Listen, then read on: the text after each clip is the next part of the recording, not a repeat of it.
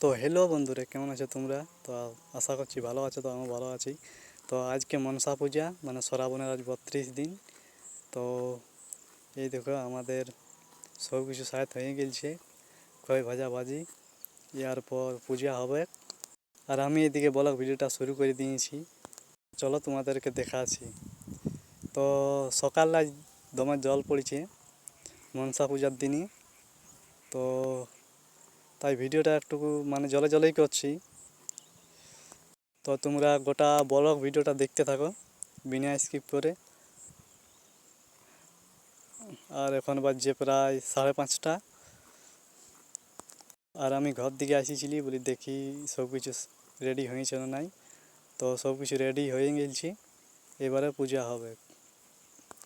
এবারে আমার মাছ আছে, আর আমি ব্লগ ভিডিওটা শুরু করে দিয়েছি। জল পড়ছে তাও ক্যামেরাটা ধরিয়ে আছি বলে একটা ব্লগ ভিডিও করি। তো চলো তোমরা দেখতে থাকো ব্লগ ভিডিওটা।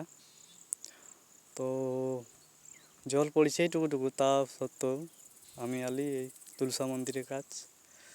আর এইদিকে বাবাই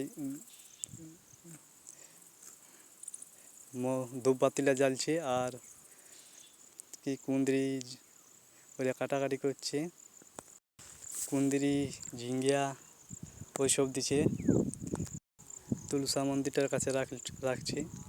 আর আর এইদিকে আমার মাও চলে আসেছি। তো আমাদেরকে বলছে যে হাঁসটা আনবি যা। তো আমার বোনে আনছে হাঁসটা। আর জল পড়ছে, টিপিক টাবার জল পড়ছে, ছাড়ে না জলটা গোটা দিন, আজকে রাত তক পড়বে। আর আজ আমার বোনে হাঁসটা নিয়ে আইলো। এই বছর একটা হাঁস দিছি, মানে ঘরে থাকলে দুটো হাঁস দিই। তো এই বছর ঘরে নাই কি হাঁস কিনে আনা হয়েছে হাট থেকে। তো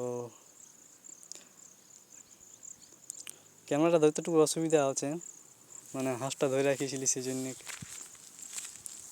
দিলিও আমাকে হাঁসটা, তো হাঁসটা ধরে রেখেছিলি। তো চলো দেখতে থাকো।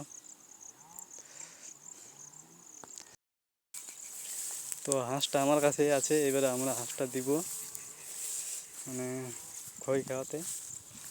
তো এই দেখো বাবা এই সব কিছু সাজানছি, খই গুড় সব কিছু দিয়ে।